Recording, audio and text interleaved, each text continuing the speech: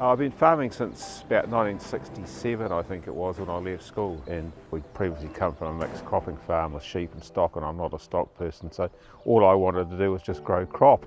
And we wanted some better soil to grow crop on and different irrigation systems. So that's why we came here. Yeah, Maxine and I have been on the farm. She does all the paperwork. I'm a bit adverse to paperwork and don't like doing it. So it is a team effort, and she's given me all sorts of encouragement to shift and do those things. So yeah, and I couldn't be where I am today without it. Working with farmers is the best part of the job. I really enjoy the relationship I have with farmers. I've been here a long time, so you grow relationships with farmers. Some farmers I'm working with the third generation of farmer. What makes Eric special, I guess, is that passion and that desire to do better, and I think his desire to lift the industry. You know, he's not just good at growing wheat, he's really good at growing all his other crops as well. He's a perfectionist. Our local territory manager, David Reath, has worked with Eric for many years, and through this they've formed a very close relationship, and it was really through this relationship that Eric was encouraged to have a go at the world record.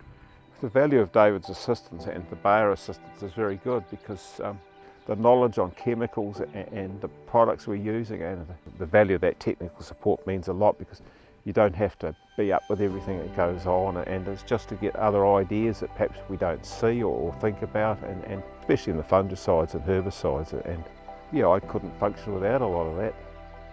We haven't sat still since 2017 when we achieved the previous world record. We've been basically monitoring what we've been doing. We've been looking at different varieties. Every year we sow 3 different varieties and just see how they go on the farm. So making sure that there's no disease. Our insecticide programs are very robust. Also, we can't have competition, so our herbicide program's pretty robust. We've gone to liquid N, or liquid nitrogen, this last world attempt, and the reason for that was basically it gave us uniform coverage across the whole field.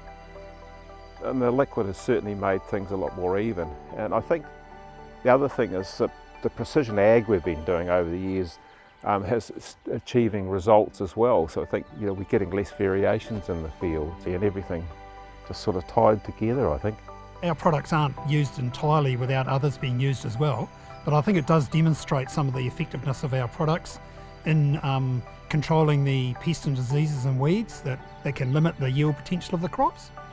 So to have our products used in a world record attempt that's successful is very great for Bayer in New Zealand.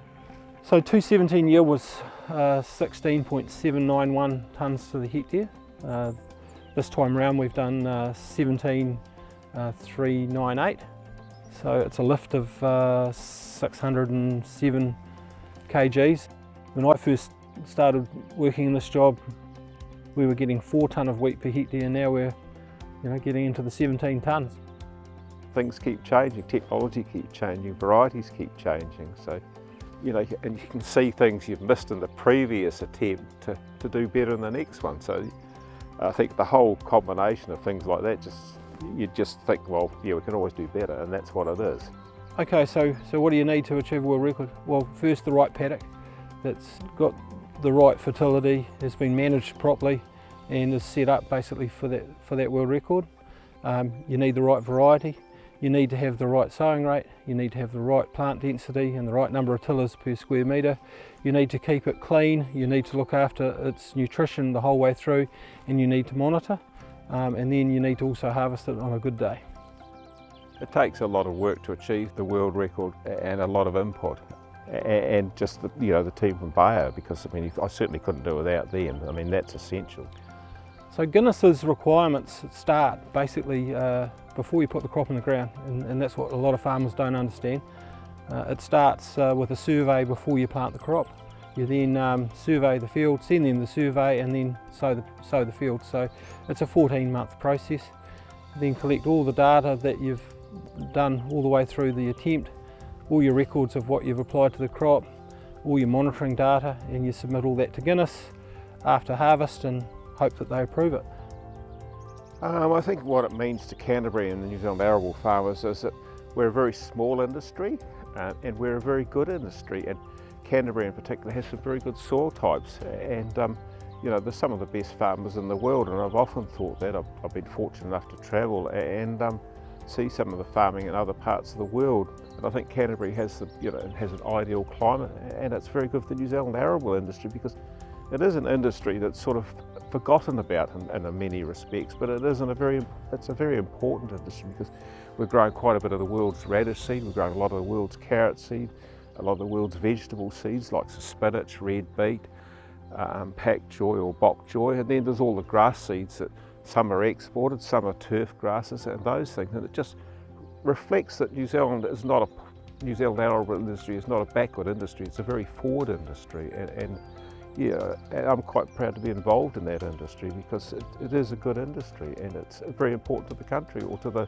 New Zealand farming situation.